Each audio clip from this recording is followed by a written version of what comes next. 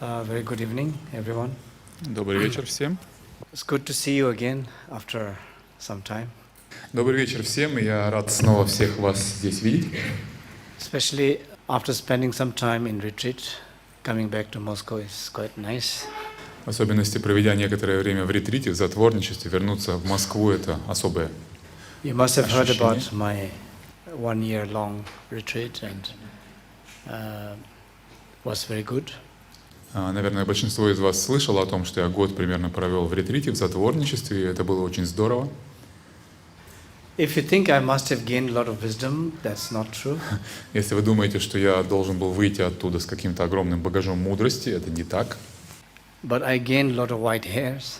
Но седину я там приобрел в изобилии. If that is sign of wisdom, then I have a lot. И если это знак мудрости, то ее у меня в избытке. Yes, so very happy to see you all again. I think most of us met last time several times. И повторюсь, что я рад всех вас снова лицезреть, потому что с большинством из вас мы уже встречались в прошлом году и до этого, и не раз. Do you like my hair? Нравится вам мой прическа, моя, волосы? Okay. For the first time, I realized how much shampoo you need to wash hair. Впервые я осознал, сколько шампуня уходит на мытье такой шевелюры. Now I can sympathize with women. И теперь я лучше понимаю женщин. So,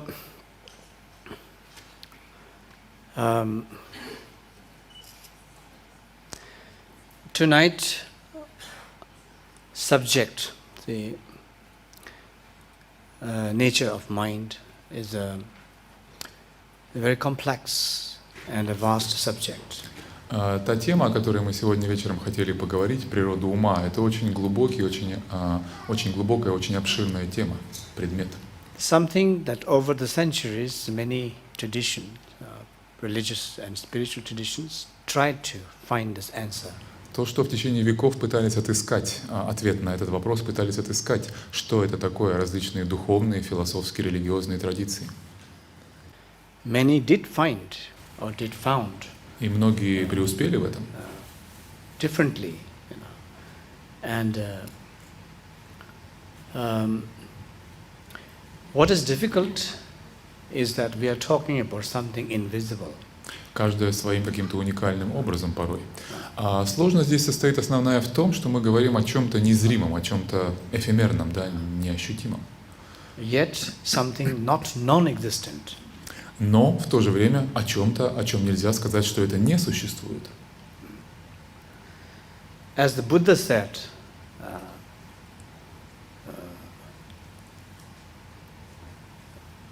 it's not that actually exists concretely, because even the enlightened ones have not actually seen the mind. Выражаясь словами самого Будды, это то, о чем нельзя сказать, что оно существует как-то предметно, конкретно, потому что даже просветленные не видят ее воочию. Yet it is not that non-existent at all, because it is still the basis of all thoughts and experiences of Но life. она, эта природа ума, и не является чем-то несуществующим, продолжал Будда, потому что она является подосновой всякой мысли, всякой эмоции, всякого переживания. So it is the source at the same time of all our happiness and unhappiness. At the same time, it isn't that actually concretely visible that we can grasp. Это источник всякого счастья, всякой радости и всякого несчастья, которое мы переживаем, но в то же время это не что-то конкретное, что можно взять, рассмотреть, как-то ощутить. There's no way that we can say that this is my mind. We can only say there are many minds. Мы не можем увидеть что-то видимое, сказать, вот это мой ум или вот это природа ума, но для нас не вопрос, и никто не сомневается в том, что существует множество умов, что он у всех есть. What is visible to us, it is not necessarily the mind. То, что видимо для нас, не является с необходимостью умом. See, the topic is the nature of mind. The topic is not what is mind. Итак, тема наша, запомните, это не что такое ум, да, а природа ума. So when we say, what is the nature of mind? That means what we consider mind has in fact a different reality to it. И сама постановка вопроса, что такое природа ума, да, для сегодняшней лекции подразумевает, что, говоря об уме, мы говорим о различных его составляющих, о различных его проявлениях или сторонах. So the reality of the mind, of the nature of the mind, is something different from what it seems to be mind. И природа ума таким образом отличается от того, как является нам ум, каким он нам представляется, да, от его различных проявленных реальностей. Therefore, what we consider mind for the moment, I mean, in the normal life, И поэтому то, что мы считаем умом в таком конвенциональном, обычном, бытовом смысле, обиходе, what we consider mind in our regular life, our references to the mind, is mostly the mind that is turned outward. обычно говоря, ум в бытовых терминах мы подразумеваем то, что обращено вовне, что как-то контактирует с реальностью, да? The projection. Проецирует.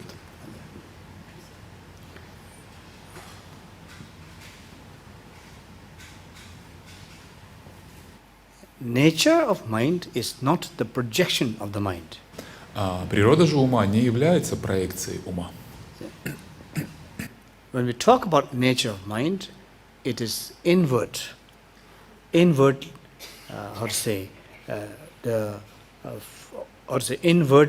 focused state of mind. And when we talk about mind in general, it is the outwardly focused, the projection of the mind. Можно сказать простыми словами, что когда мы говорим о уме в бытовых терминах, мы подразумеваем нечто развернутое вовне, экстравертное, да, обращенное наружу. А говоря о природе ума, мы говорим о уме, сфокусированном вовнутрь, то есть о интровертном, да, обращенном внутрь. So when we, for example, when we consider any actions, say, physical actions, activities, as well as verbal actions, words, communications, when we reflect on all of these things, see, what is behind that is a mental, projection. Когда мы говорим о действиях любого рода, будь то какие-то физические поступки, акты, будь то слова или какие-то вербальные иные действия, за всем этим стоит фон, состоящий из как раз ментальной активности, из каких-то действий, активностей ума. Therefore, what we do, what we say, is a result of what we think.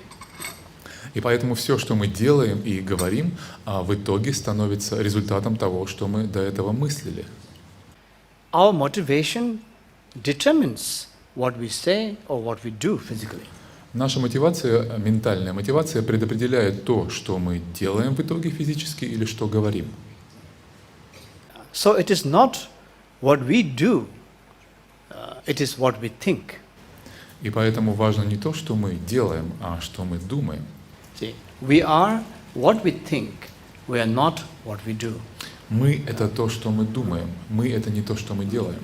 Therefore, in the Buddhist tradition, or Buddhist teachings, mental formation, mind or motivation is crucial that determines our actions, therefore our happiness and unhappiness. И именно поэтому в буддийской традиции, в традиции философской буддизма считается, что ум является наиболее важным фактором, тем, что предопределяет наши поступки, физические и вербальные, и, соответственно, определяет то, в итоге переживаем ли мы страдания или счастье. For example, we feel hurt, we feel unhappy, we feel miserable of what we did physically and of what we said verbally.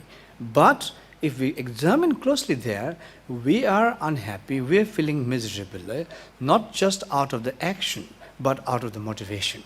Мы можем чувствовать себя разбитыми, испытывать боль, душевные терзания, страдания по поводу того, что мы сделали, как поступили или что сказали кому-то.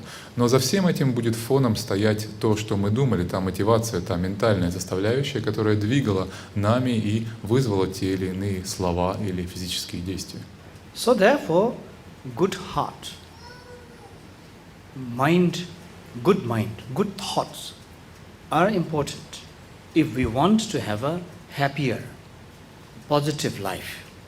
И поэтому доброе сердце, благой ум, позитивное мышление очень важны для всякого, кто стремится к обретению счастья в жизни и хочет жить хорошей, доброй жизнью. Many of today's unhappiness is coming from lifestyles. Большая часть страданий в современном мире и несчастья происходит из образа жизни людей. Such lifestyle is coming from indisciplined mind. А образ жизни, подобный образ жизни продиктован как раз недисциплинированным, неуправляемым умом. So basically, disturbed mind. Или, иными словами, потревоженным умом, растревоженным. So if we truly want to experience and create sense of happiness, sense of meaningful life in our action, in our words, then it is making sense to focus on the thought, as a motivation. Because thought plays the most important role in our life. We never do anything without thinking. И если мы действительно хотим жить жизнью, наполненной смыслом, благой, полезной, счастливой жизнью, то нам следует концентрировать свое внимание на том, как мы мыслим, на содержимом нашего ума, потому что всякая мысль является предтечей действия физического или вербального, ведущего к счастью или к несчастью соответственно.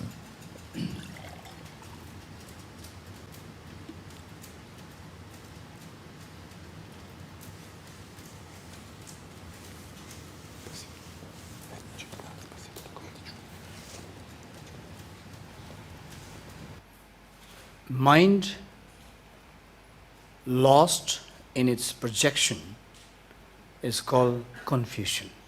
Ум, потерявшийся в своих собственных проекциях, называется заблуждением или заблуждающимся умом. Mind turned inwardly is aware of its own nature is called wisdom. Ум, обращенный внутрь и осознающий свою собственную природу, свое собственное состояние, зовется мудростью. So the difference here is that external looking, internal looking. И разница здесь ключевая состоит в вот этой экстравертности или интровертности, обращенности вовне или вовнутрь.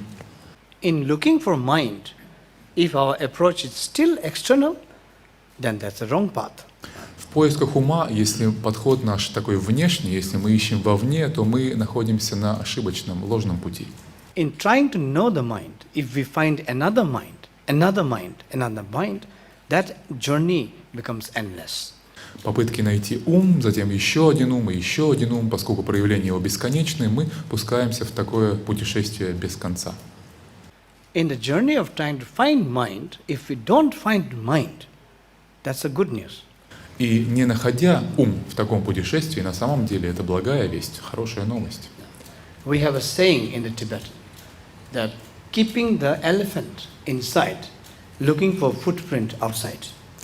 В тибетском есть выражение «держать слона внутри, а искать следы его вовне». So elephant is always inside, but we're so busy looking at footprint.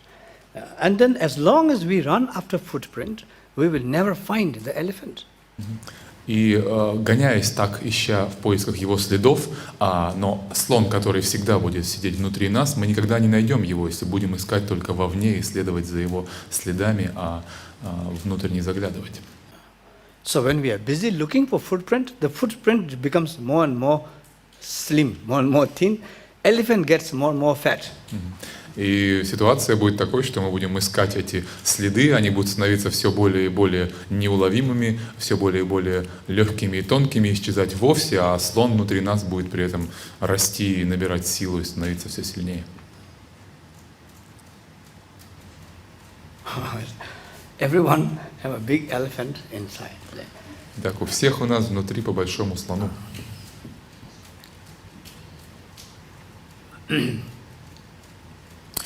Another example we have. Другой пример также есть. A dog.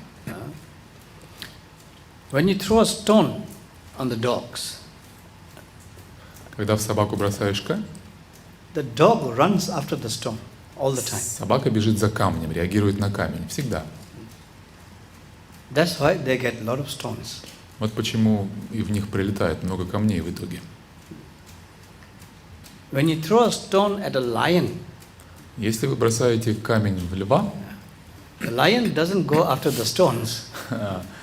лев с камнями не будет как-то заниматься. Lion goes after the thrower. Лев займется тем, кто его бросил.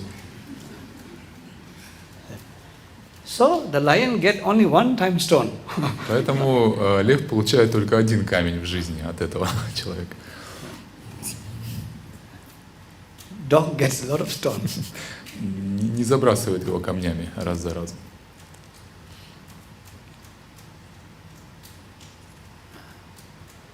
It's like when someone showing us, yeah, when the finger is pointing to the moon. Или кто-то показывает нам пальцем на Луну. As long as we keep looking at the finger only, we will never see the moon. До тех пор, пока мы будем смотреть, упершись в этот палец Луны, мы не увидим за ним. Some of us seems to be very happy looking at just the finger. И многим из нас, кажется, очень нравится, мы счастливы смотреть вот на этот палец и игнорировать Луну.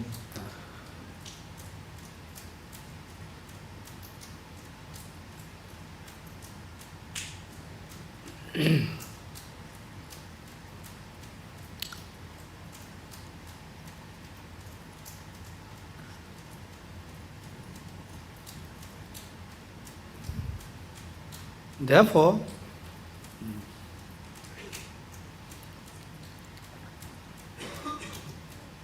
what matters to us is what is invisible. See? Итак, нас заботит то, что невидимо по природе своей. We can certainly deal with, identify with what is visible in terms of physical and verbal. But what is not visible is a thought, is a thinking process. So that is difficult to understand. Нам легко разобраться с тем, что видимо, что ощутимо органами, да, чувств, с тем, что мы делаем физически или говорим вербально, что слышимо. Но мысли, они незримы, и с этим нам очень сложно разобраться. Until we change the thought process, we cannot change as a person. И до тех пор, пока мы не изменим процесс своего мышления, мы не изменимся как личности, как персоны, как индивиды. Everyone, of course, wishes to become a better person. Конечно, каждый хочет стать лучше. How to become a better person? А как сделать это? Как стать лучше? A better person, not necessarily through external, physical deeds and actions, not only through change of words, but better person in the sense of a process of mind, thinking process of mind. Стать лучшим не обязательно в смысле улучшения своих каких-то поступков, физических актов, действий, поведения или речи своих слов, но процесса своего мышления, того, каковы мы внутри, каков наш ум. Change of heart, coming from change of thoughts, change of mental habits. Then, automatically, when there's good thought, when there's positive thought, our words becomes positive, our actions becomes positive, and then it brings happiness. It brings constructive to others. Достичь перемен в сердце, стать человеком с более добрым сердцем, что неизменно вызовет перемены в уме, в том, как мы мыслим, в образе нашего мышления, что, как мы уже только что видели, повлечет за собой перемены в нашем образе действия, в нашем поведении, в нашей речи, в том, как мы общаемся с другими, и, соответственно, мы будем более счастливыми, более успешными, счастливыми людьми.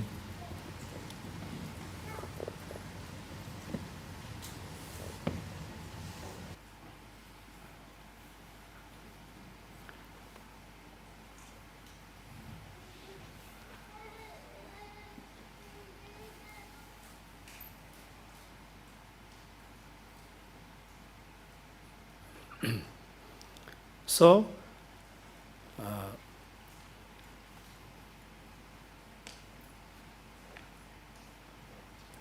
change of mental attitude must also comes through mental transformation, see, the way we think.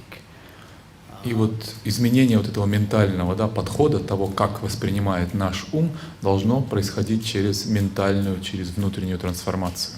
What is possible to change externally, materially, physically, then we also use physical, material resources to change it. What is possible to change mental process, that is not material, that is not, you see, substances, then we also have to use similar mental power to change. Для того, чтобы изменить что-то вовне, мы используем какие-то материальные средства, да, то есть на материю, на что-то физическое мы воздействуем материальным, физическим. Для того, чтобы воздействие оказать на внутреннюю сферу, на наш ум, мы не можем применить те же материальные инструменты и методы воздействия. Мы должны применить что-то, что работает на внутреннем плане, какие-то ментальные, внутренние инструменты. For example, how to reduce anxiety, anger. That is through developing peace, compassion on the mental level. See? Как, например, снизить уровень внутренней тревожности, неуверенности, уровень внутреннего гнева, какой-то озлобленности, посредством развития противоположных этому состояний, сострадания, любви, внутреннего покоя. We can try to run away from crowded place, from mad places. We can try to go to ocean, go to the mountain and try to get some peace. It's true. For some moment we can be able to experience certain peace, but actual mental process remains same. Afterwards, even when you're living in a very quiet and peaceful place, you still get mad, still get restless. See? Если вы не разобрались с этой внутренней тревожностью, с внутренней агрессией и пытаетесь сбежать от нее физически, решить эту проблему таким образом, эскапизм, то есть убежать из города, из какой-то занятой жизни, да, к морю, в горы и успокоиться там, то ум ваш последует за вами, и на какое-то время вы успокоитесь и перестанете переживать те же эмоции, но вскоре ум вас настигнет, и вы снова найдете обстоятельства, по которым злиться, по которым переживать, по которым испытывать тревожность.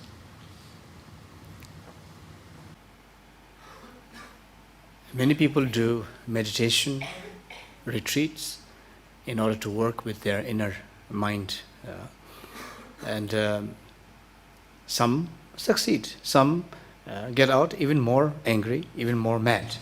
Многие люди прибегают к ретритам, к затворничеству и к медитации для того, чтобы разобраться со своими внутренними проблемами. Многим из них это удается, а некоторые выходят из ретритов еще более озлобленными, потревоженными и агрессивными. So how does it matter? How does it change so that we could actually experience the state of our mind? How does it work, so to speak? Как работает этот процесс? Как можем мы переживать, познавать природу собственного ума? Understanding mind is, of course, one of the most difficult thing, I believe. Понимание ума, по моему мнению, является одной из наиболее сложных вещей, сложных задач. But at the same time, that is the most interesting thing. Но в то же самое время это и одна из наиболее интересных задач. Because mind has the solution. Mind has the answer. When we are disturbed, it's our mind state that is disturbed. When we are angry, it is our mental state that is disturbed. When we are not peaceful, that is the mind state that is disturbed. See, so the actual solution to our situation in life comes from inner self, inner mind. Потому что ум содержит в себе все решения и все ответы на наши жизненные проблемы, на наши жизненные ситуации. Если мы гневаемся, если мы раздражены, это раздражение или гнев в нашем уме, и там же и решение. Если мы испытываем неловкость, если мы потревожены как-то, если мы не уверены в себе, опять же, проблема там же. Если мы гневаемся или завидуем, опять же, проблема внутри. То есть, работая с умом, мы сразу же получаем набор инструментов ко всем жизненным ситуациям. So now we identify the mind, outer mind, which is our projections. Так, мы с вами озвучили два различных аспекта ума. Это внешний ум или различные его проекции. then the inner mind, the projector. И внутренний ум — это тот проектор, который их запускает. There is a projector, that's why there's a projection. Есть проектор, соответственно, он функционирует и проецирует вовне некие проекции, образы. As long as we consider the projection as a separate, independent, then projector, that's where we get lost and confused. И до тех пор, пока мы будем воспринимать проекцию отдельной, отличной от проектора, до тех пор мы будем заблуждаться и будем потеряны и When we невидимы. can work with the understanding that the projection is not different from the projector, Когда же мы начнем приближаться к пониманию того, что проекция не отлична от проектора, then there's a possibility of understanding the reality of situations. тогда перед нами откроется возможность разобраться, понять, постичь реальность ситуации. Again, you see, for example, what we see in life isn't actually the reality. Опять же, то, что мы видим в жизни, не является подлинной реальностью. What we see has a different reality to it. То, что мы видим, имеет под собой иную реальность. When we closely examine anything, any situations, when we examine closely and closely, we see more and more fault.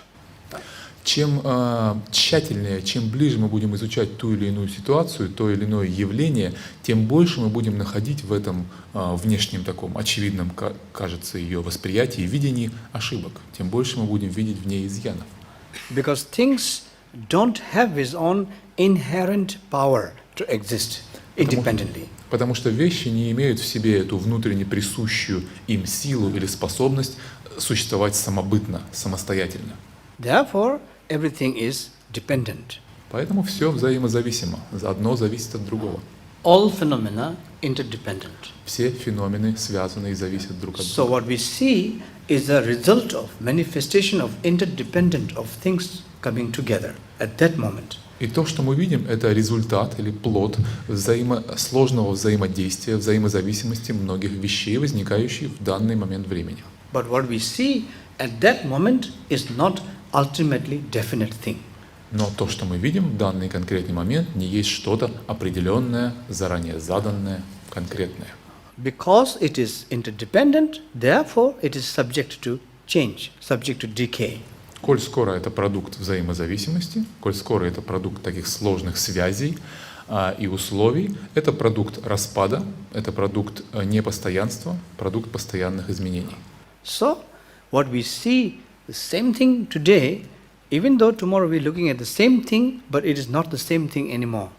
И если мы воспринимаем сегодня какое-то явление, какую-то вещь, и посмотрим на нее завтра свежим взглядом, нам будет казаться, что мы видим ту же самую в точности вещь, но вы же понимаете, что она будет далеко не такой, какой была сегодня. Because of that, when we look at the water, a running river, running water, look at the water, and the moment we touch the water, it's not the same water anymore.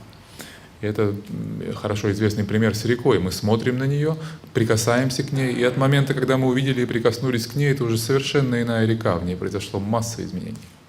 Because things are interdependent, therefore things are constantly changing, therefore impermanent.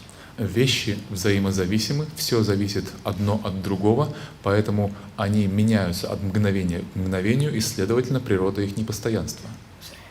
Nothing changes permanently. Nothing changes. Permanently. Ничто не изменяется постоянно. Nothing changes permanently.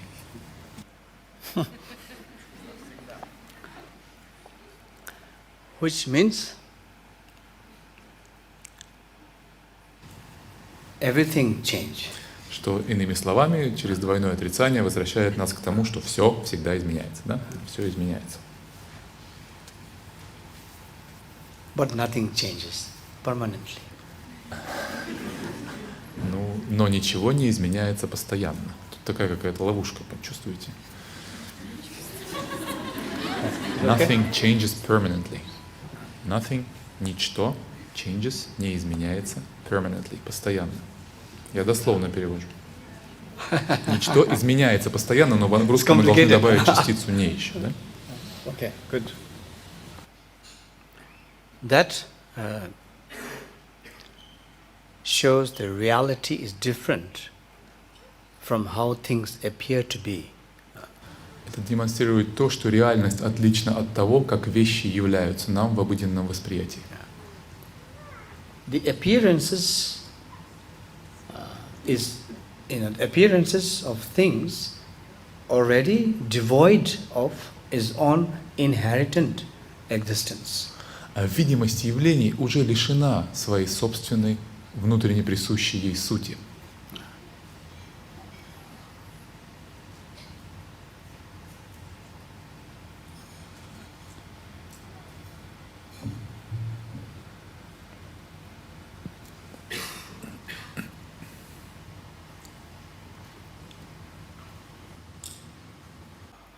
So the more close we look at phenomena, at things, appearance, the more it begin to be shaky. И чем ближе мы присматриваемся вот так к феноменам, к каким-то явлениям, к этим видимостям вовне, тем более шаткими и неверными они становятся. It's like the more we look into mirror, more time we spend looking in the mirror, more imperfection becomes clear. Это как тот процесс, когда чем дольше мы вглядываемся в свой образ в зеркале, тем больше несовершенств, изъянов находим в своем лице. So we always look at the mirror, but very quickly.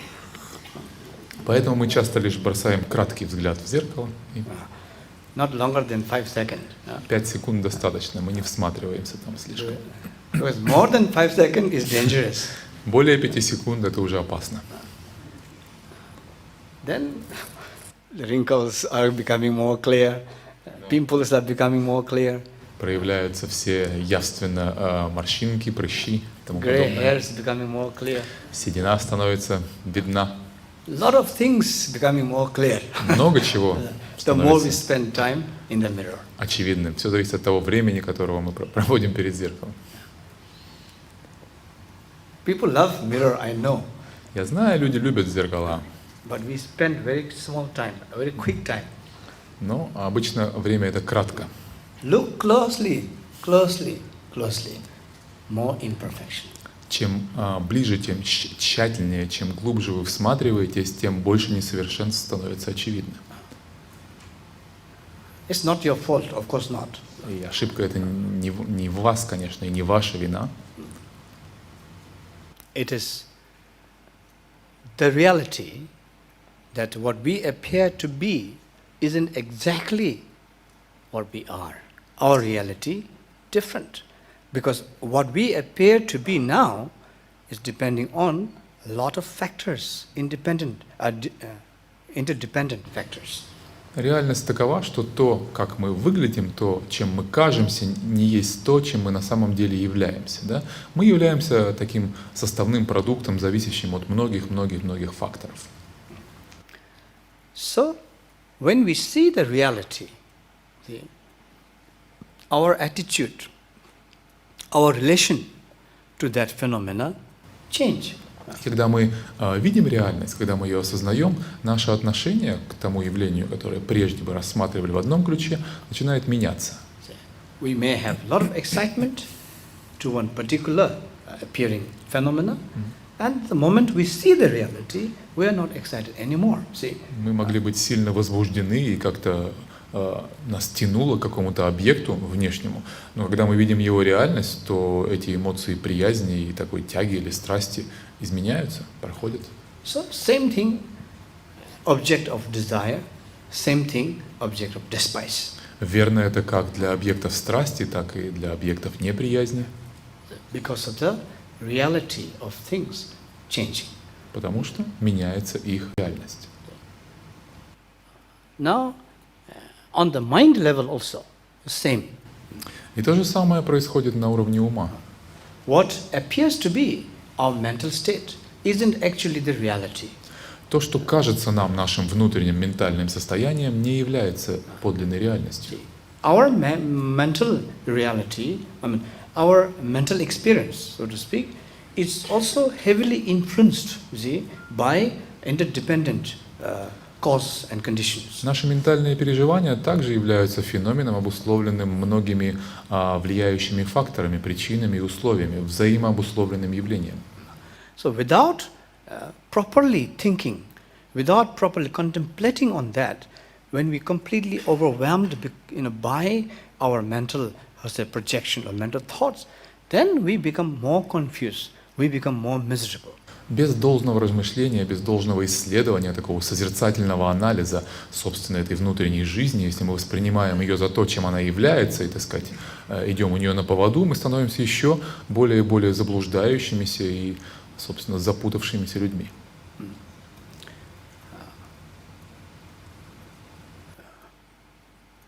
It's like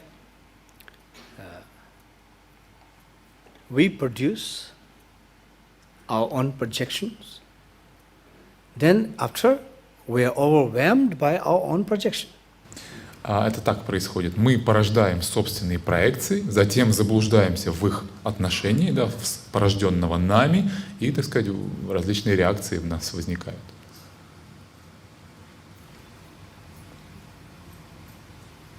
Instead of the mind ruling the world rules the mind. И вместо того, чтобы наш ум правил миром, мир правит нашим умом. So that moment we have no freedom. И в этот момент мы теряем свободу.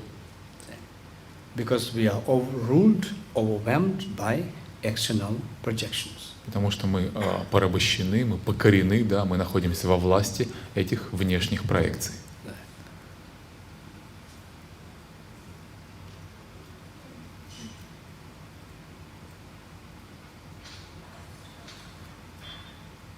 Sometimes I meet people who complain about friends and families that they need me all the time to do that, do this, you know. Порой я встречаюсь с людьми, которые жалуются мне на свою жизнь, на своих друзей, на близких, на семью. Я им постоянно нужен, меня эксплуатируют, и то им сделай, и это сделай. I'm so tired, I'm so exhausted, I want to run away. Я так устал от этого, у меня уже сил никаких нету, хочу скрыться от всего этого. They want to leave me, you know. Хочу, чтобы они оставили меня в покое. But I said, well, in the first place, you did that. Но я говорю, ну изначально же ты эту ситуацию создал. You made them this relation. You did something nice or whatever. Good heart, I believe, you know. It's you who started. See? Then you become overwhelmed after. See? It's not that they need you all the time. You need them also. Ты создал этих людей, ты вступил с ними в отношения, ну, наверное, из каких-то добрых побуждений, из добросердечия, да, установил дружеские или родственные связи, и затем попал в эту кабалу и делаешь все это для них, и теперь жалуешься. Но изначально ведь они были тебе нужны, ты привлек их, а теперь от этого страдаешь.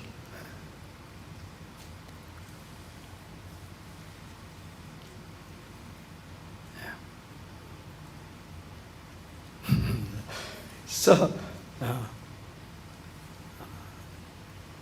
as we always say, there's never a sound by one hand clapping. So there always needs two hands clapping. So in a way, we made those needs, made those necessaries, and then afterwards we get overwhelmed and then we start to complain and blame. See? Как говорится в этом коане известном, да, что невозможно издать хлопок одной ладонью. Всегда нужно две ладони. И точно так же в этих житейских ситуациях мы сами создаем из своей потребности, из своей нужды кого-то, притягиваем или привлекаем, и затем вовлекаемся, нас это перегружает, мы страдаем и жалуемся. But when somebody asks, do you really want to run away? Но если кто-то спросит нас, что действительно хочешь сбежать от этой ситуации, You have a choice. у вас же есть выбор. Why don't you? Чего ж тогда не бежите? No one force you. Никто же вас не принуждает, по сути-то.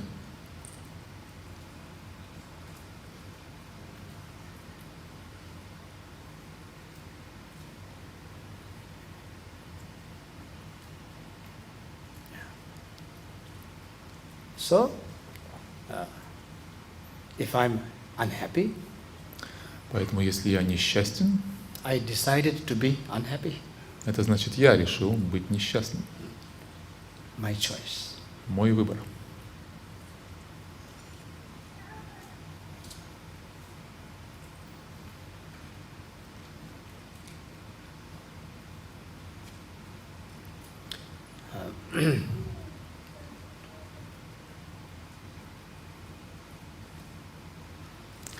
We always like to think that we made the choice. Мы все время любим думать, что мы у руля, да, мы решаем, что происходит.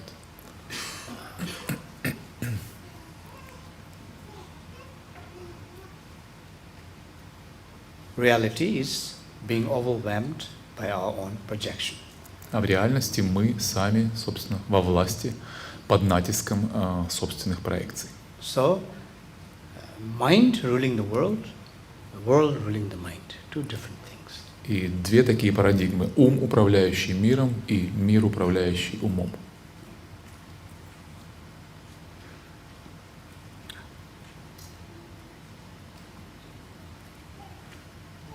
To rule the mind, to rule the world, so to speak, to make the mind rule the world.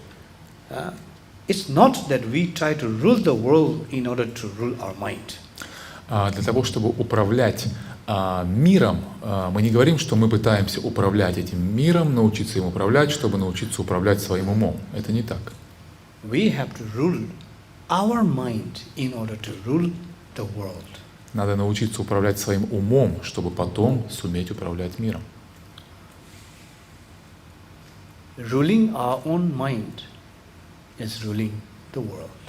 Тот, кто правит своим миром, тот, кто правит своим умом, тот способен править своим миром.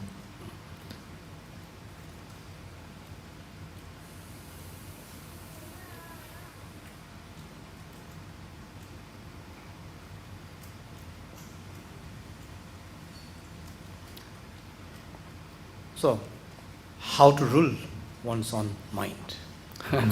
Как же научиться управлять своим умом? That is something everybody should try. I'm trying also. Это то, что всем предстоит попробовать. Я сам пытаюсь. I don't have a quick mantra for that, sorry. Нет у меня для этого какой-то быстрой мантры, которую я могу вам передать.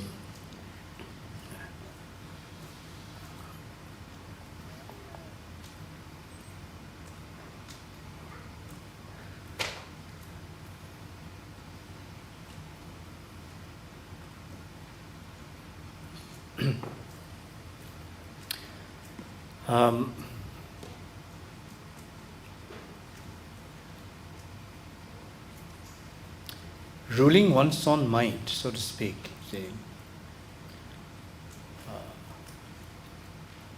begins through understanding the nature of mind. Управление собственным умом и как бы взятие во власть собственного ума начинается с познания его природы.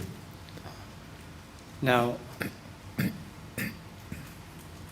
as we see that externally phenomena, though seemingly very live and colorful, magical, yet has a different reality.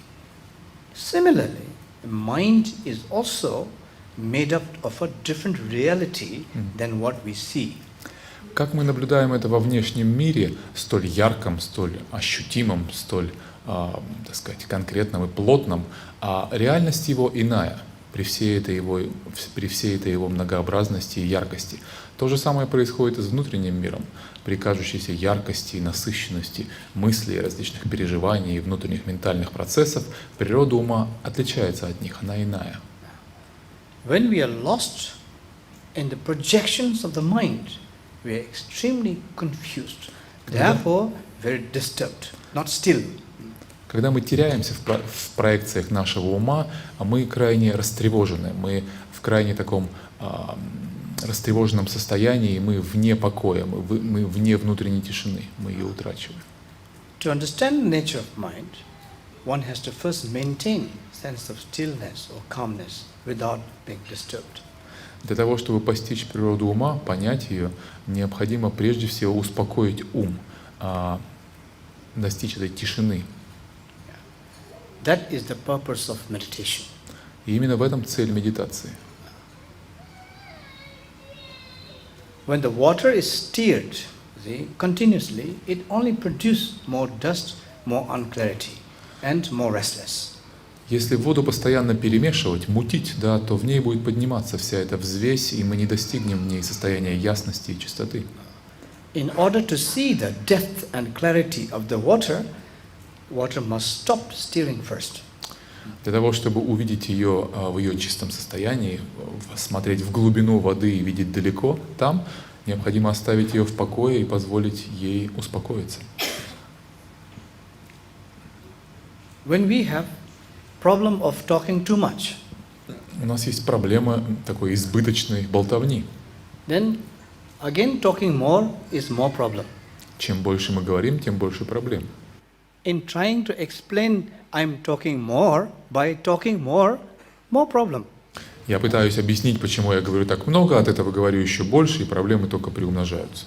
If someone trying to explain you why I'm talking more, by explaining another lot of talk, that kind of more confusing. Если кто-то попытается вам объяснить, почему он так много говорит, рассказав вам еще гору всякой информации, то от этого только ситуация усложнится. So the quickest solution to talking more is shut up. Поэтому самое быстрое решение для избыточной болтовни – это просто заткнуться. The moment shut up, problem solved. В момент, когда вы заткнулись, все проблемы решены.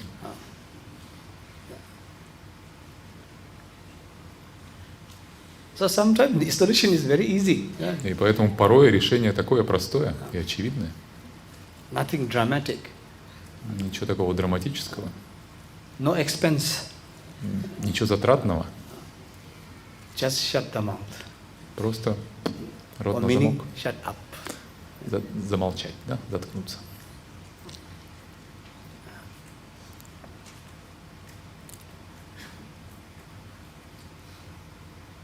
So, how to shut the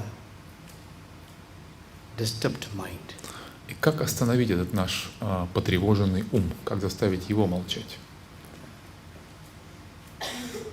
We can physically shut up, verbally shut up, but mentally very busy. Мы знаем, как замолчать физически, да, привести себя в состояние покоя, как замолчать вербально, можем освоиться и справиться и с этим, но как замолчать ментально? Some people stay in meditation for 2-3 hours without moving, without blinking eyes, without drinking water, no hunger, nothing, but the mind is so busy.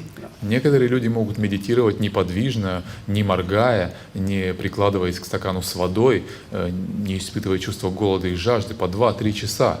Но что происходит у них в уме? When somebody really starts to meditate and when that person ready to start to snore, then I think, oh, he's really doing good meditation. Когда кто-то начинает медитировать и вдруг начинает храпеть, мне кажется, о, человек этот правильно медитирует. At least he's trying. По крайней мере, он пытается.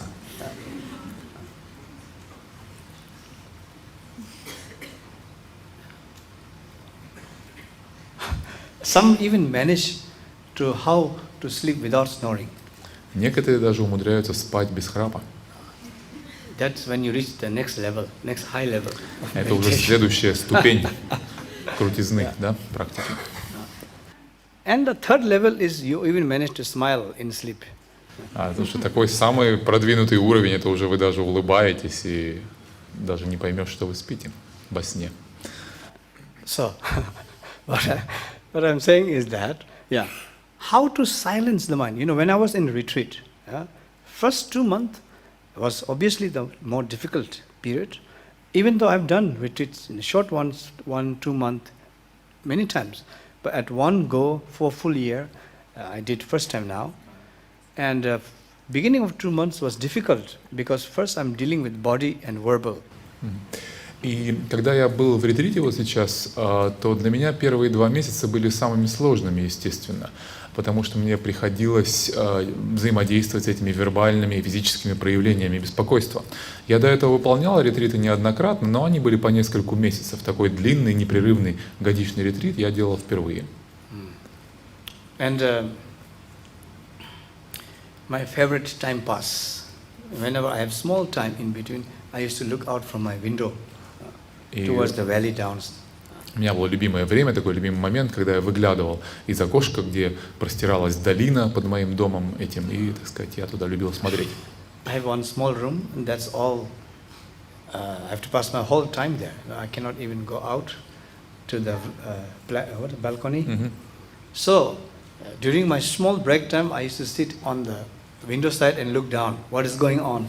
И вот так я проводил свое короткое время перерывов, смотря туда через окно в долину, что там происходит. Потому что, как сказать, периметр ретрита ограничивался комнатой, я даже не мог выходить на балкон, на крылечко, и вот сидел перед этим окошком в минуты отдыха. See, my body was already accustomed now. See, my verbal, of course, already I'm not talking anymore anyway. So my body and speech, word is shut. See. But my mind taking time to shut up. Тело и речь мои уже адаптировались к этому состоянию, поскольку для них не было никакой активности, то тело успокоилось, я, понятно, 2 месяца никак не активничал, 2 месяца не говорил, и все пришло в ретритное состояние, а ум, он продолжал как-то стрекотать. So I look from the window and I see people in the morning, people waking up on the street, walking up and down, greeting each other and all the usual things of life that happens. And I used to think, wow, they're enjoying life.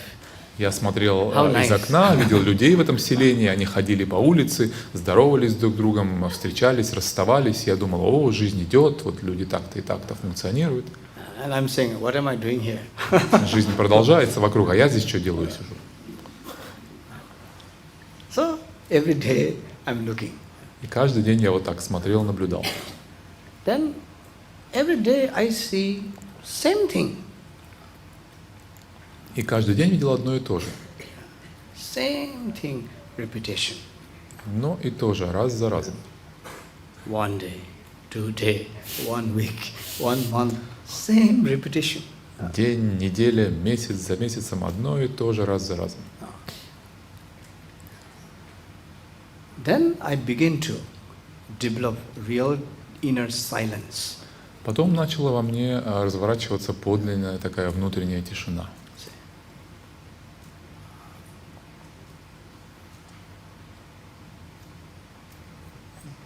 The things that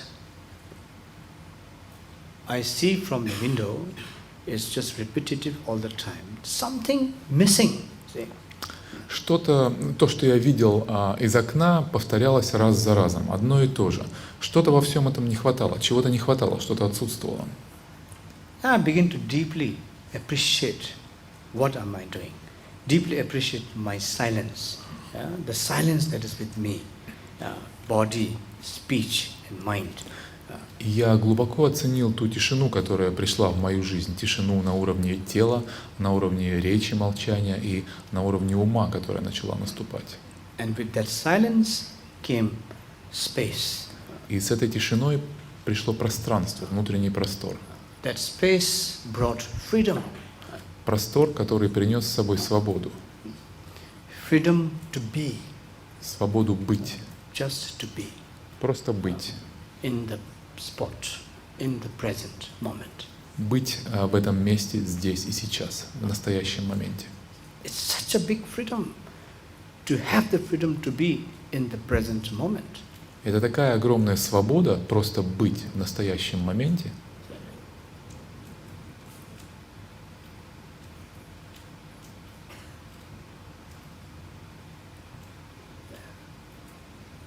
That freedom, see, comes from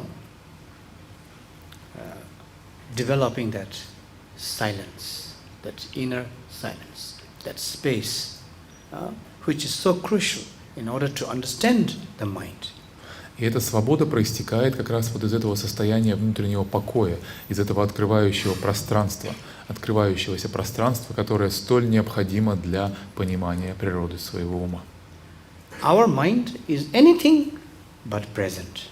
Ум наш везде, где угодно, но не в настоящем.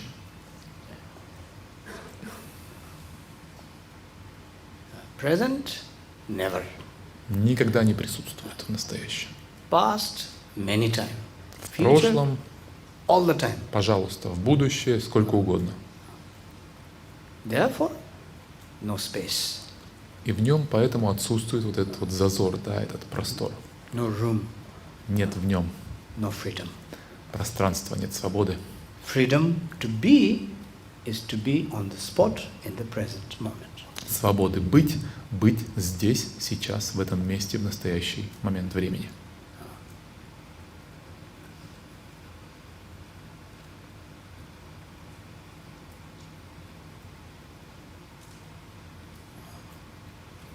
Why silence is important? Because it provides space, room. Because that room, that space, does not provide ground for grasping.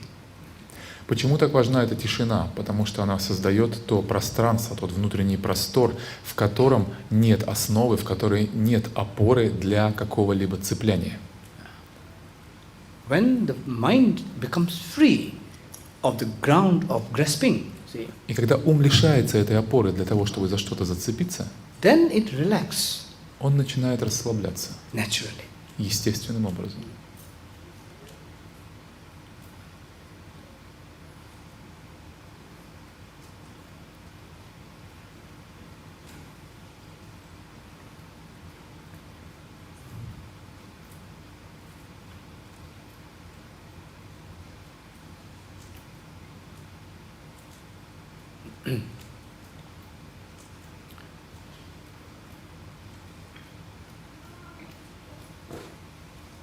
That silence, that space, that room I'm talking about, that present moment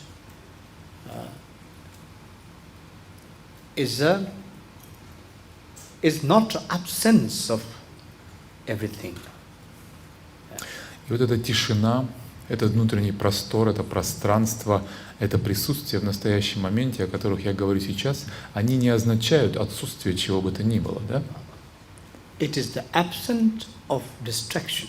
Это отсутствие отвлеченности или отвлечений. When it is the absence of distraction, it is the absence of disturbances. А отсутствие отвлечений — это отсутствие тревожности, да? Смущающих каких-то факторов, тревожащих. So when there is absence of distraction and disturbances, what is there? А когда нет отвлеченности и этой потревоженности, что там остается на их месте? Awareness. Осознавание или осознанность. So it's not nothing. We're not talking about nothingness. Это не ничто. Мы не говорим о какой-то тотальном вакууме, да, что ничего не остается вовсе. We are talking about mind full of awareness. Мы говорим об уме, полностью осознающем, полном осознанности.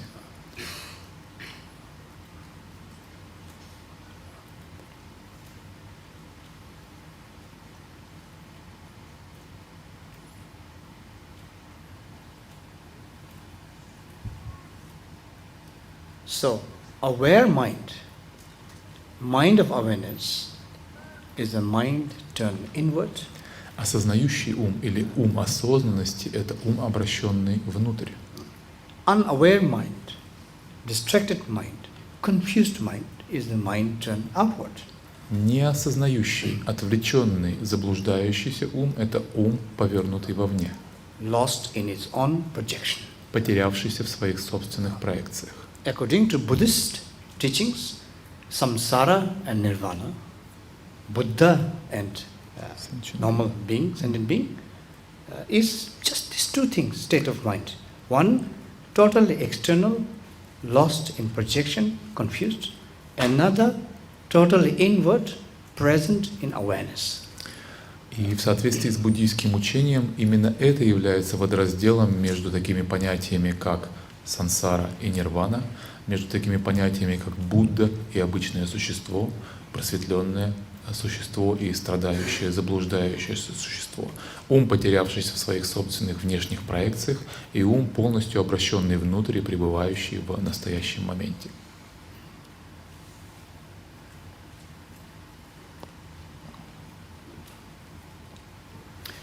Of course, one can always experience glimpses of nirvana from time to time.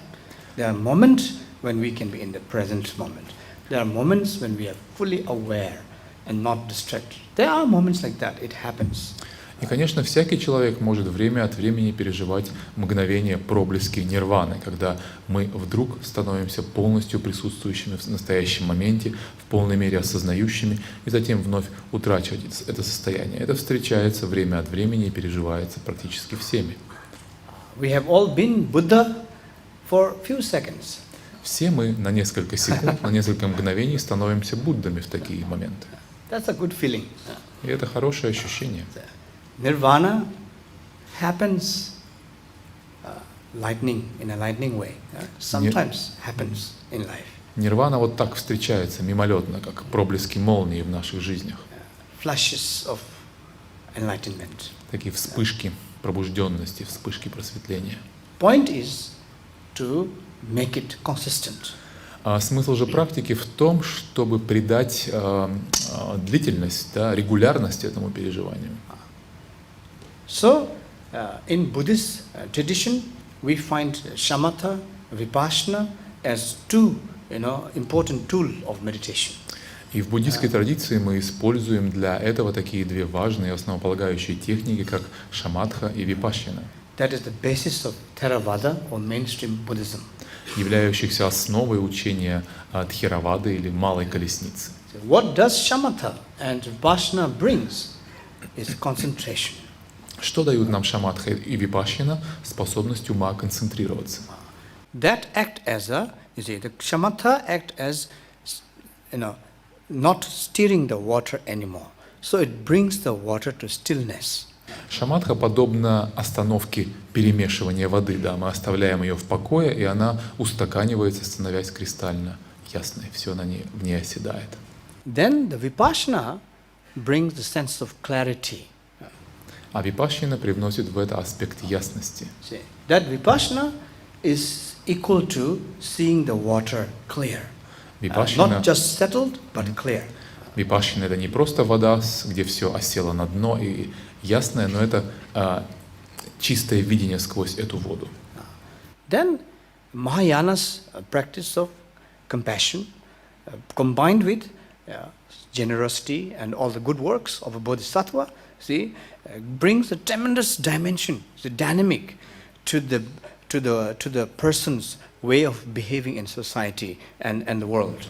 И затем практики Махаяны или Великой Колесницы, такие как сострадание и различные запредельные деяния или парамиты, такие как щедрость, нравственность и прочие, привносят огромный динамизм, огромный простор в взаимодействие такого человека с таким умом, со своим миром, с социумом, с другими живыми существами. Less disturbed, more clear mind, with compassion, so one is able to do a lot of things for others. Невозбужденный, ясный, концентрированный, присутствующий, осознанный ум со всем этим инструментарием способен творить чудеса, способен творить огромные деяния на благо других.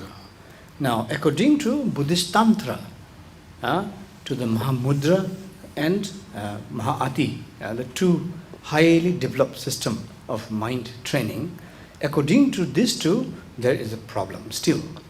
В соответствии с тантрическим учением и с его, так сказать, вершинами, с двумя традициями, известными как Махамудра, Великая Печать, и Махаати, или Великое Совершенство Дзогчен, в этой ситуации по-прежнему остаются кое-какие проблемы, и что-то еще предстоит решить. There's still someone who seems to be enjoying what he is doing, so to speak. Они говорят, простыми словами выражая это, что по-прежнему остается кто-то, кому нравится, кто наслаждается вот этим обретенным состоянием.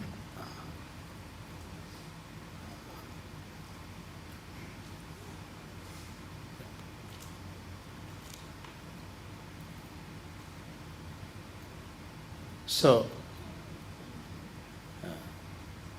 there's no more disturbances. There's a calm, clarity, yet there's still someone knowing the clarity present. Итак, есть вот эта непотревоженность, да? есть ясность и чистота ума, присутствие осознавания, но есть кто-то, кто эту ясность, присутствие осознает, да, кто этим наслаждается. So the Dzogchen teachings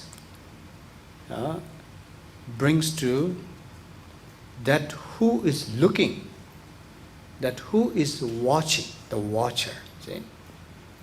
The Dzogchen teaching is watching the watcher. И учение Дзогчен занимается наблюдением за этим наблюдающим, да? Наблюдением и изучением того, кто это ощущает, кто это переживает, кто этим наслаждается. Going beyond the sense of watcher breaks the final grasping point. И выход за пределы этого ощущающего или наблюдающего или осознающего является пересечением вот этой последней преграды, последнего барьера. That is, in the Dzogchen tradition, what is called true nature of mind. Истинная природа ума, так это зовется в терминах Дзогчен.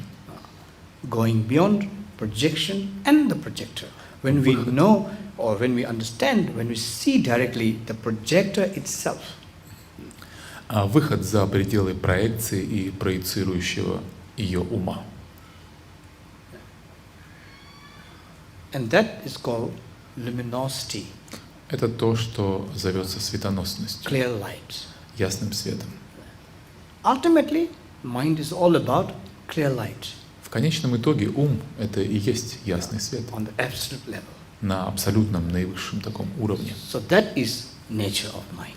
И вот это есть его природа. Everything else is just mind. Все остальное — это просто ум.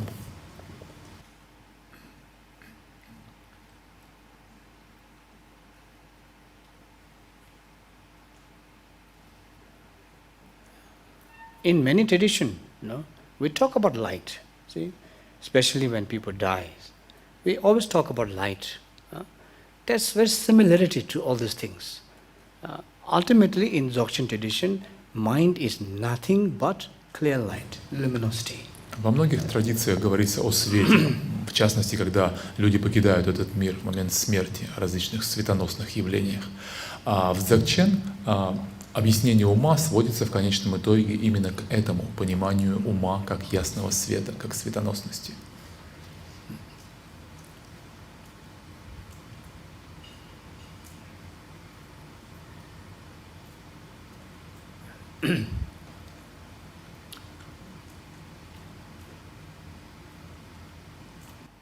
And there are obviously many ways to practice, and that kind of clear light, you see, the point is that it is achievable, it is experienceable, as you can say, able to experience within this moment, within this time, any moment of life. И существуют различные способы практики, да, достижения этого. То есть ситуация такова, что этот ясный свет, эта светоносность ума, она переживаема, она достижима, она ощутима прямо сейчас, вот в данный этот момент, где бы, кем бы мы ни были. That kind of luminosity is always available to us. Эта светоносность всегда, в любой момент доступна нам. But it's shrouded by confusion, projection, and, disturbances. It became just dormant. Но она в таком латентном или спящем состоянии, облаченная в эти облака заблуждений, отвлечений, тревожности и прочего. So therefore, it makes sense. You see, in order to rule the world, we need to rule our mind. In order to rule the mind, we need to know the nature of mind. In order to know the nature of mind, we need to work through these basic things which, I would say, obscures the mind from its nature. И так становится понятна эта вот цепочка, по которой мы следуем сегодня. Да? Для того, чтобы управлять своим миром, необходимо управлять своим умом. Для того, чтобы управлять своим умом, необходимо познать его природу. Для того, чтобы познать его природу, необходимо успокоить свой ум и устранить те факторы, которые скрывают от нас эту природу, все эти омрачающие, загрязняющие его, тревожащие факторы. So, that's all. I have Вот to примерно disagree. то, что я вам хотел сегодня сказать. We can have some discussions. И мы можем Some теперь questions. это пообсуждать, поотвечать на вопросы. Как понять, что вот проблеск нирваны посетил? Как ощутить вот этот момент? Okay. How to know for sure that it was the glimpse of nirvana that she experienced? How to Don't make try making it sure. Вот не пытайтесь это определить, удостовериться в этом. The moment you try too hard, it's gone. Потому что как только вы попытаетесь в этом удостовериться, момент этот исчезнет. It happens sometimes unexpectedly, Это приходит порой неожиданно, when there's a complete openness. когда есть у нас полная открытость. See, there are moments, glimpses of nirvana happens, and you feel it somehow. You feel there's the things that you experiment on a level that is no real reference to the, how to say, conditions. Эти просто проблески случаются, и вы знаете в их момент, что это вот что-то иное, потому что в нем нет той системы координат, тех точек отсчета, которые в обыденной реальности вашей присутствуют. Вы как бы знаете это. Sometimes that without any reasons, you just feel so open inside. You just feel that you are one with the world. Порой без какой-то очевидной причины вы вдруг чувствуете, что вы совершенно открыты, вы едины с миром, вот такое переживание. Sometimes there's tremendous amount of love and И вас compassion переполняет rising without longing for anyone. Любовь, сострадание переполняют ваше сердце без какой-то конкретной страсти или приязни к кому-то определенному, да? Sometimes when you just see a raindrop, just tiny drop of rain on a leaf falling down onto the earth, there is a moment of nirvana happening right there. You feel so, how to say, subtle and so raw, so naked. Вы можете ощущать себя таким обнаженным, таким естественным, таким как бы в самой сути своей себя, когда наблюдаете просто каплю дождя, которая падает на лист, скатывается с листа и падает на землю. И просто в этом моменте вы имеете такое вот свежайшее переживание. You don't need any complicated explanation to that. Для этого не надо каких-то сложных объяснений и толкований. It happens. Это просто случается. Yeah. Природа человека такова, мы можем находиться в моменте. Если это есть такая благостная модель поведения, мне кажется, природа стала So why we cannot stay in that moment if that's so great and we should be living in that happy state all the time, but why our nature is spoiled and why we always diverted from that nature?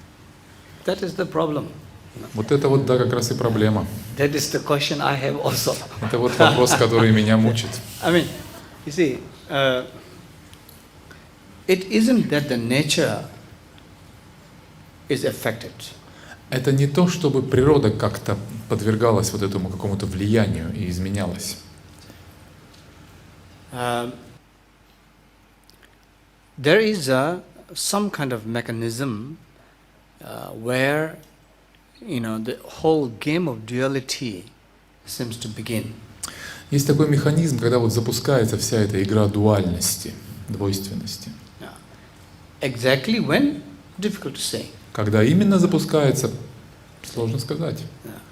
The moment sense of me is born, Момент, когда рождается чувство «я», that moment ego is born. вот в этот момент рождается эго. So when the moment of ego is born, then the separation of me and others are born. В мгновение, когда рождается «я», рождается и разделение на «я» и другие, на себя и остальной мир. Then the journey of desire, grasping and rejection. Say, what is pleasurable, we want to desire for me. What is unpleasant, we want to reject. So aggression, anger, and desire. See, as a result of that, self-centeredness or self and others. И в этот момент мы пускаемся в это бесконечное путешествие, состоящее из приязни и неприязни. Поскольку есть мы и есть другие, то, что приятно мне, того я вожделею, того желаю, хочу удержать. То, что мне вредит, мне неприятно, я отторгаю, испытываю неприязнь. И весь мир у нас делится в этом таком бинарном, дуальном коде «хочу, не хочу», «желаю, не желаю», и мы функционируем соответствующим образом. In fact, you see, all the psychological disorder we may speak about, ultimately, you see, born from that sense of self. И все психологические расстройства, какое ни возьми, в итоге сводятся вот именно к этому исходному чувству «я», обособленного себя. Samsara, Сансара, иными словами, born out of a sense of self. которое рождается также из этого чувства «я». So, when it started, difficult to say. Сказать, когда это началось, But for сложно. some reason, it seems that we slipped Но from the nature or natural state. We slipped for some time, for some reason, and having hard time to get back. по какой-то причине, когда-то, зачем-то мы соскальзываем с этой природы, да, уходим в это омраченное дуальное состояние и пытаемся всеми силами попасть назад. But the importance is that, the good news, so to speak, is that the nature of mind has always remained same, has always been there all the time. Но благая весть во всей этой ситуации, во всем этом раскладе состоит в том, что природа никогда не меняется, ничем не загрязняется и не омрачается, и всегда доступна и неизменна. Even when I say, like no matter how mad we become, no matter how confused we become, no matter how angry we can become, yet we never give up hope. Yeah? We never give up wanting to be good. See, to the point that why we get angry, why we get frustrated is because we are not able to be happy. We are frustrated because I'm not happy. I'm not able to make myself happy. That's why we are frustrated. So no matter how confused and angry, mad we become, we still do not give up the idea of that hope, that peace, that happiness. И по сути ситуация такова, если вы рассмотрите, когда мы злимся в каком-то в крайне раздраженном состоянии, или в крайне завистливом состоянии, или в состоянии крайней неприязни, или наоборот страсти, мы страдаем, переживаем, мы никогда не сдаемся, мы всегда хотим исправления ситуации, мы всегда хотим стать лучше. И если мы копнем ситуацию еще глубже, то мы поймем, что раздражение наше и прочие негативные эмоции во многом возникают именно из-за того, что мы не можем удовлетворить этого базового своего желания стать лучше. И от этого они проистекают, понимаете? So that shows our nature, cherish happiness, cherish peace more than other disturbances. That is good news. И это показывает, что вот эта наша природа, ей близка, да, ей мила доброта, осознанность и все вот эти качества, о которых мы говорили, и противоположные качества ей неприязненны, ей не согласуются с ней. Okay? Вопрос. Ринпоче сказал, что если ты научишься управлять своим умом, то ты будешь управлять миром. А может Ринпоче привести какой-то пример, то есть практически такой, более как-то глубже понять? Rинпоче said that if you learn how to rule your own mind, you learn how to rule your world. So can you maybe give more specific example how it works, how life changes if you rule your mind, how you become the ruler of your world? What happens? See, it's easy actually. Okay, What? I will repeat. Yeah, okay. When you can really rule your mind, you are at peace within yourself. So then you don't have a struggle to try to change the world. Вопрос был о том, как происходит процесс, вот на примере более ощутимо объяснить это управление своим умом, власть над своим умом, как она изменяет нашу жизнь, и мы становимся властителями своей реальности, своего мира. Ринпоче сказал, что когда вы управляете своим умом, когда ваш ум в ваших руках, вы в ладу с собой, да, вы в мире с собой. Человек, который в ладах с собой, он не набрасывается на этот мир, пытаясь его агрессивно изменить. Да? we don't feel obliged or pressurized. We don't feel, you see, that kind of, how to say, what to call,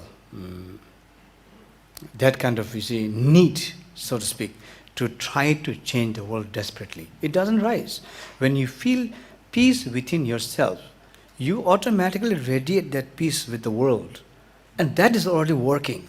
That is, you don't try to make a special peace. See, the peace radiates from what you are, because you are peaceful within yourself.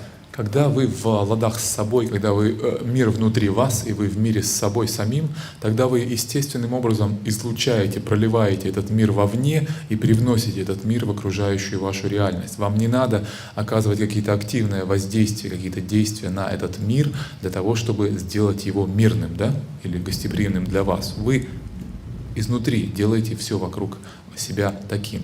И вы не чувствуете на вас лежащие обязанности или какого-то внешнего давления или диктата менять активно этот мир. We don't say that, oh, now I'm good with myself, yeah? I'm peaceful with myself, now I'm here to change you. We don't say this. Мы же не говорим так, что вот я в ладах в мире с собой, я пришел сюда, сейчас я вам причиню счастье, да, изменю вас. Не так? I see. It's an extension. See, actually it's like this. What you do, how you engage with life and world, is an extension of your inner self. Это естественное продолжение вашего внутреннего «я». То, как вы в ладах в мире с собой, проистекает из вас, расширяется, излучается вовне в мир и соответствующим образом меняет. That is the basis of compassion. И это и есть основа подлинного сострадания. When I speak about social engagement, for example, I consider myself socially engaged Buddhist. What does that mean? Когда я говорю о социальной вовлеченности, о активизме, да, я считаю себя таким вот социально вовлеченным, активным буддистом. Что это значит? Social engaged Buddhist doesn't necessarily mean having a great idea, particular idea how to change the world. It's not that. Социально активный буддист не означает того, кто обладает каким-то особенным видением, как можно изменить этот мир к лучшему. Socially engaged Buddhist means having one's own practice within oneself. Then one can develop inner peace to some degree. One can experience that compassion within oneself. And then, however, whatever you do with the world, it becomes extension, you see, of your own inner self. Maybe not in a dramatic way. Я считаю, что социально вовлеченный или социально активный буддист — это тот, кто работает над собой, пытаясь умиротворить свой ум, изменить его, сделать его осознающим, присутствующим, как мы это сейчас описывали, для того, чтобы он наполнился любовью, состраданием, и затем всякое действие, которое мы выполняем в этом мире, будет пронизано этими качествами и будет приносить пользу другим. Пусть это будет какая-то практика малых дел, не обязательно, что это какое-то драматическое, там, совершенно там, зрелищная и прочая активность. Otherwise, so many crazy people have so many great ideas how to change the world. Потому что столько ведь безумцев вокруг с безумными идеями улучшения мира, только дай. Мне вопрос, если ты работаешь, начинаешь управлять своим умом, да, ты близок к этому, но твоих близких, твоя вот эта вот удовлетворенность, твоя любовь, которую ты, так сказать, испепеляешь, да, грубо говоря, излучаешь, она начинает раздражать. Что делать? Обжигаешь их, да, любовью своей. If you reach that inner peace and you start to radiate love and tranquility, stillness, but your close ones, like family, relatives, friends, they become irritated because of that and aggressive because of that and react to that in a negative way. So what to do then? Well, because you want them to know that you have changed. That's the problem. Наверное, потому что ты хочешь им дать понять, что я изменилась. Может быть, из-за этого они так реагируют. То есть просто когда они чувствуют изменения, да, они не хотят их принимать, и очень сложно говорить ему, Господи, я вас так люблю. You mean it's too difficult for them to accept? You want to express your love, to tell them how much you love them, but they simply not ready and they close themselves and they become aggressive or... Because she feels that. She Oh, says. you are desperate with your love. Huh? Sorry, what? Desperate with love. You know, One time I told this story about Madam Compassion. Madam Compassion. Я рассказывал, кажется, однажды историю про мисс Сострадание, да? Huh? You don't, yeah. So there's this woman who who has lot of love, lot of compassion, and she wants to really give it to the world. Такая вот женщина, которая переполняла это сострадание, она хотела выплеснуть его на весь мир. And she comes everywhere to give that love, give that compassion. И везде пыталась это сделать, как-то проявить его. And then next time when people see her coming, oh, here comes Madam Compassion, run. И вот как в следующий раз, когда люди видели ее приближающейся, они говорили: о, мисс Сострадание идет, разбежались. So sometimes we try to impose things. Иногда мы вот так навязываем слегка вещи. That doesn't work. Вот это не сработает. You know, in the last 20-30 years, we've seen a dramatic change in our humanity. The level of trauma that's now come into our reality and our state of consciousness. For example, all the child molestation issues that are going on. You know, this is now happening on a scale never before seen in humanity, in the history of humanity. What is the meaning of this for us? If we as an individual feel, if we are part of this consciousness, and if this is part of us, why is this happening? What is the purpose of this for us? And how, you know, I don't understand the reason for it. Вопрос вкратце так, что в последние 20-30 лет, в мире как-то растет жестокость, вот обращение с детьми и прочее. Если это часть нашей, проявления нашей какой-то природы и нашего ума, почему так происходит? В чем смысл вот этого? От чего такая жестокость и вот человеческая бесчувственность растет за последние десятилетия явственно? Is the question? Okay. Yeah, it's true on one hand that there's increased level of disorder, traumas, as well as all kind of disorder in the world. С одной стороны, да, это так, и вот эта травма, да, ранимость в мире, да, и вот это вот, зло, условно назовем его, какие-то вещи, они, да, кажется, увеличиваются, приумножаются в мире. Level of speed, level of aggression. Вот эта гонка в мире, да, разогнанность этого мира, агрессивность этого мира. Yeah, that has definitely increased now in many parts of the world, because on one hand we are also living increasingly interdependent somehow.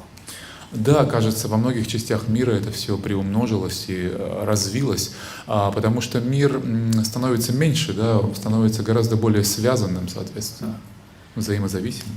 I feel that we are increasingly losing sense of touch with basic humanness. И мы теряем контакт вот этой вот с базовой такой собственной человечностью. The basic human needs and basic human requirements are quite simple somehow. Запросы человека на самом-то деле и потребности базовые, они очень-очень просты. But in the name of development, in the name of progress, in the name of speed, we are taking the human consciousness, so to speak, far away, you see, from the basic human ground or needs. Но ради вот этого прогресса, ради этого развития, да, ради этой скорости и эффективности мы оттягиваем вот этот человеческий ум, нашу ментальную сферу очень далеко от этой базовой, довольно простой и понятной природных потребностей наших и запросов. And one of the most difficult part is losing contact with the ground. И вот утрата контакта с основой, с почвой, да, вот этой вот, она является существенной частью этой проблемы. I think our children, the younger generations, don't seem to have more idea of contact with the real world in sense of earth, water, air, something very basic, fundamentals of life. И можно наблюдать это в молодых поколениях, что у них все меньше и меньше этого контакта с какими-то такими реальными, простыми, базовыми вещами, с землей, с водой, с солнцем, с воздухом, они как-то отрываются от этого. So, very much increasingly living in a virtual world. И все больше живут в мире виртуальном. Losing contact with the humanity. See? We can be saying that the city population is increasing, but the contacts are decreasing. И мы можем сказать, что популяция городов, да, население городов растет, мы все более и более социализированы, но насыщение в этом все меньше и меньше. I used to, when I was a Контакта child, in our village, we used to have a big tree, like a banyan tree, a very big one. Every summer in this hot weather, people used to come under this tree. First, to get some cool shade. Second, it's a form of socializing, form of contact. Elderly, young, everyone comes and plays, and there's a tremendous amount of contacts. See? Я помню, когда я рос, в моем детстве у нас в деревне было огромное дерево в середине, баньян такой большой, раскидистый, и там всегда собиралось под вечер в знойное время, когда еще за полдень, когда было очень жарко, собиралось все население, и старики, и молодежь, и все кто угодно, прежде там всего, наверное, чтобы как-то укрыться в тени и остыть немного, но на самом деле это пообщаться. И вот так это происходило. А это была такая базовая социализация на самом таком уровне бытовом. Now I don't see anyone under the tree. Сейчас я под этим баньяном никого не вижу. The tree is lonely. И дерево там одинокое очень стоит. Now everyone is in their own room, shut the door, hooked with TV or internet. Сейчас все сидят по своим домам, дверь на замок, либо включен телевизор, либо что-то в интернете. Even within the family structure, things are changing. Things are becoming more distant, even if you live in the same place. So there is a lot of problem rising out of that.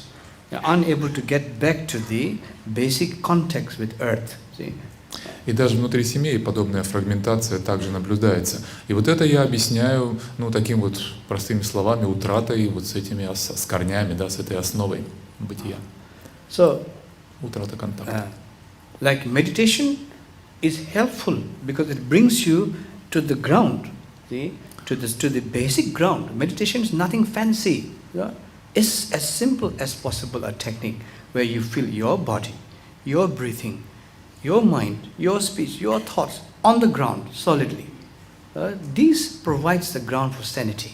А медитация как раз является таким фундаментом, такой основой, платформой для здравости, для трезвости, для этого контакта. Вы входите во взаимодействие с настоящим моментом, с тем, кто вы, как вы себя чувствуете, что происходит вокруг. Вы заземляетесь как бы в процессе. So I believe that collective conscience must put a big effort in trying to address this issue.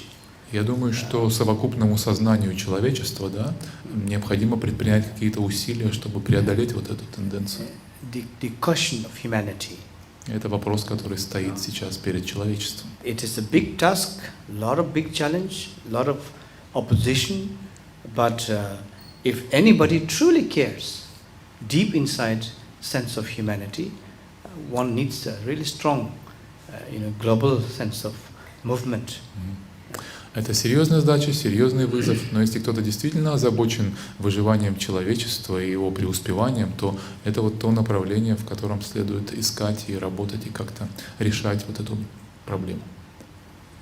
I just want to say that what I've observed is we as a human being, we've not only lost touch with nature and ourselves and our society and our fellow members, but we've now gone into a kind of extreme perversion, sadism, insanity, that is so far removed from the original essence of humanity.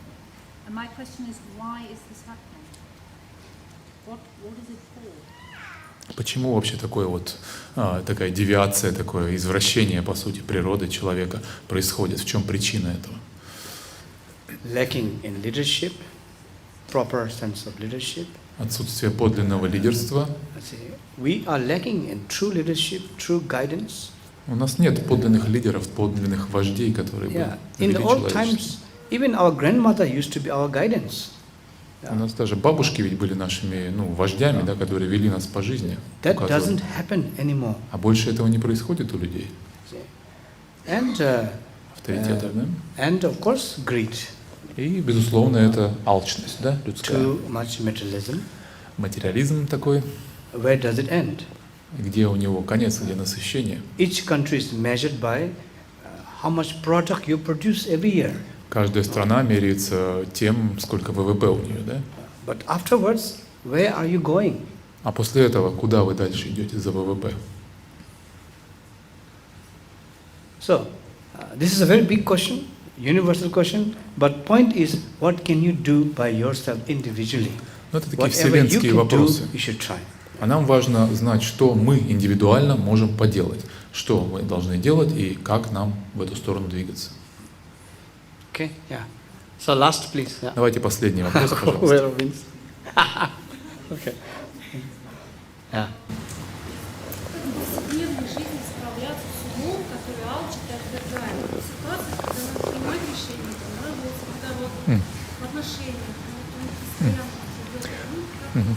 How to deal with one's mind on the daily basis, like on the road, when you drive, when you shop, when you work with your family, in a relationship, with the mind that rejects and accepts all the time. How to deal with that on the Working basis. When you shop, just shop. Занимаясь шопингом, например, просто занимайся шопингом. When you drive, just drive. Когда ведешь машину, просто веди, только веди машину. That will solve a lot of problems. Это уже одно решит массу проблем.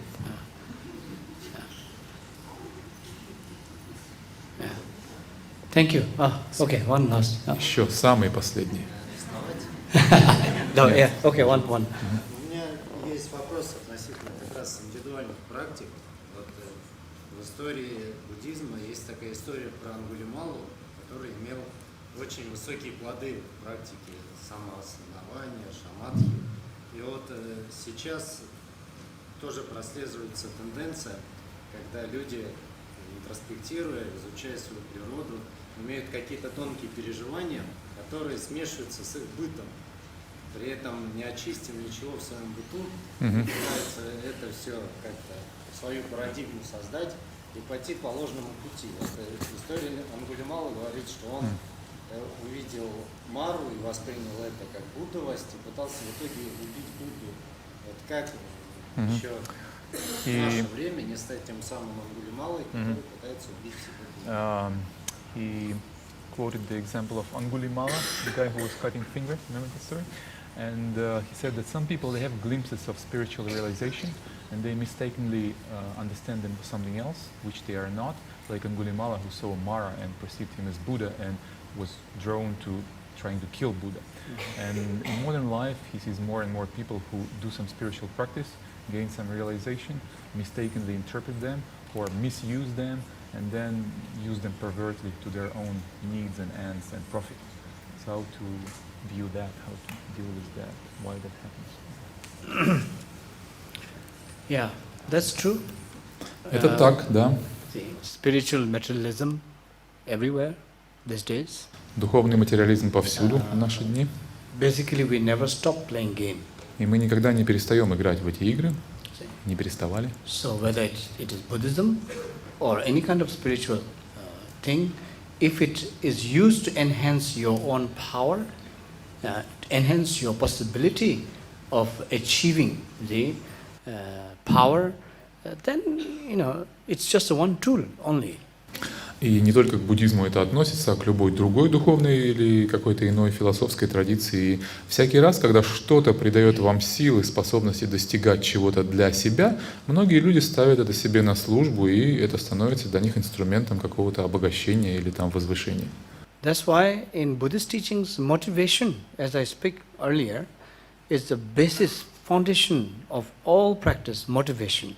What is motivation here is that I'm not doing this for just self, glorification or, do you call that? Or, profit, but truly, really, with the mind and heart of being useful, being beneficial to others. That is the training. Вот почему в буддизме такая важная роль отводится мотивации. Мы об этом говорили сегодня, о предтече ума, да, который предшествует всему. То, для чего я здесь, для чего я занимаюсь тем, чем занимаюсь, определяет все мои действия, ну и качество того, что я за человек и что я за практикующий. Если я спрашиваю себя, здесь ли я для своей выгоды, для самовозвеличивания, там, для какого-то славы, успеха и так далее, это одно. Если я здесь для того, чтобы приносить пользу другим, то это является залогом того, что всякие мои действия будут полезными и So не свои корыстные. always check your motivation. Поэтому всегда проверяйте, что вами движет, свою мотивацию.